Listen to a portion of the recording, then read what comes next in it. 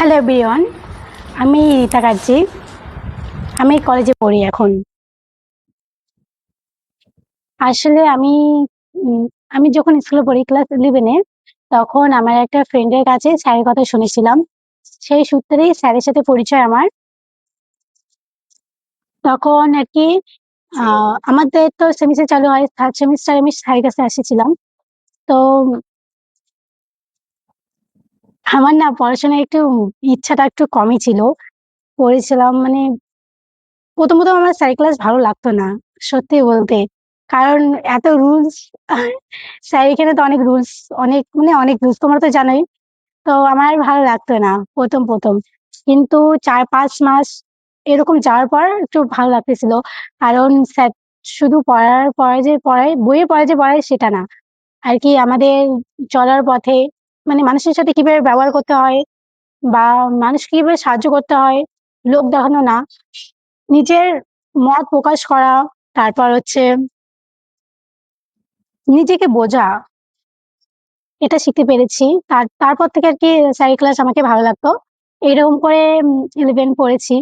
আবার 12 এ উঠেছিলাম। 12 এ উঠে তো ৩ মাস ঠিক ছিলাম 12 এ।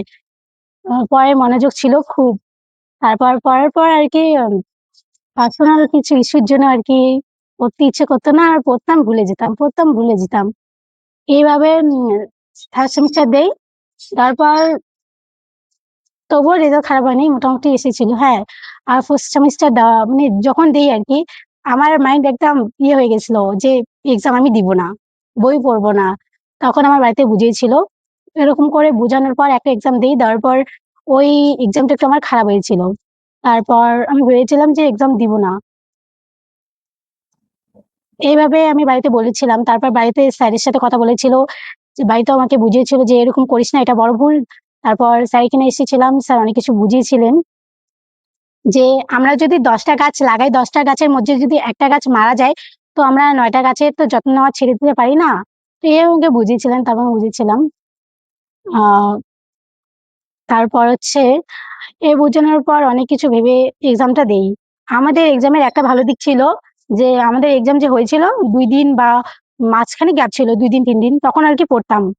পড়ার পর আমি তো এখন পাস করেছি আর মোটামুটি রেজাল্ট আমার ভালোই এসেছে। আর এখন আমি কলেজে পড়তেছি। আর সবথেকে আমি আমি আমার যে এক্সামে ভালো রেজাল্ট করেছি সেটা স্যারের অনেকটা কৃতিত্ব আছে। এটা আমি গর্ব করে বলি। আর স্যারের মতন হচ্ছে আমাদের উম বলতে পারছি না। স্যারকে যদি থ্যাংক ইউ বলি না ওটা খুব কম হয়ে যাবে। তবুও বলতেছি থ্যাংক ইউ স্যার আমাকে এতটা সাপোর্ট করার জন্য।